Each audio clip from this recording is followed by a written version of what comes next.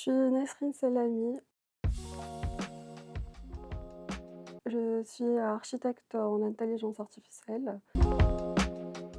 Mon métier, il consiste à concevoir le cerveau des voitures autonomes, pour qu'elles puissent voir et comprendre, la route toutes seules.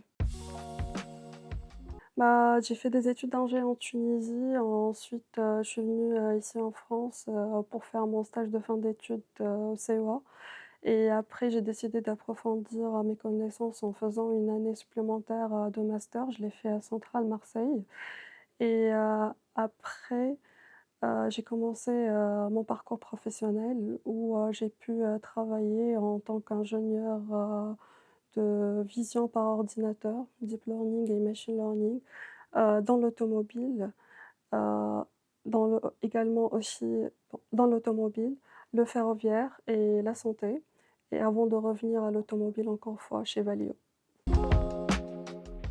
L'envie de comprendre comment les choses fonctionnent et de construire le futur. Premier mot qui me vient à l'esprit avec l'automobile, mobilité quoi.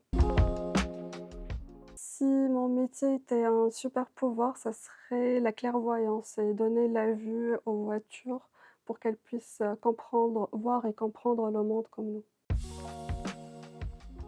Mon meilleur souvenir dans l'automobile, c'était ma première immersion chez Renault. C'est là où j'ai compris que l'IA allait transformer nos vies.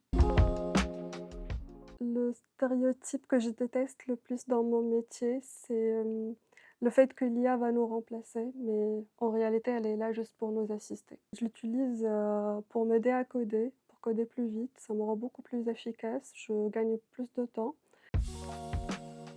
Je dirais terrain parce que l'IA, elle doit affronter la pluie, euh, la nuit et tous les imprévus.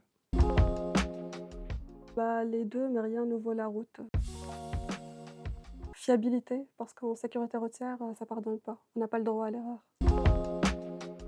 En fait, la voiture autonome, elle sera utilisée par des femmes et des hommes.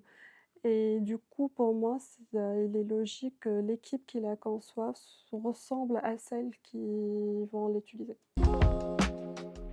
Pour moi, c'est une évidence. En Tunisie, j'ai grandi en pensant que l'ingénierie était faite pour tout le monde.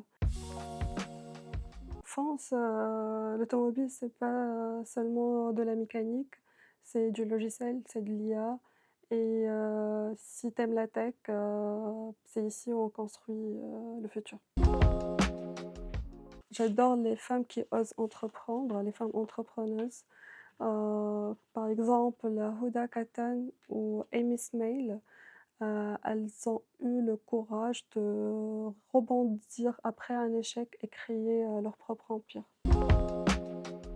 Je dirais, c'est pas qu'on n'est pas à l'aise qu'on se lance pas, qu'on franchit pas le gap. Regarde-moi pour cette interview, je suis pas du tout à l'aise et je suis là quand même. Voilà.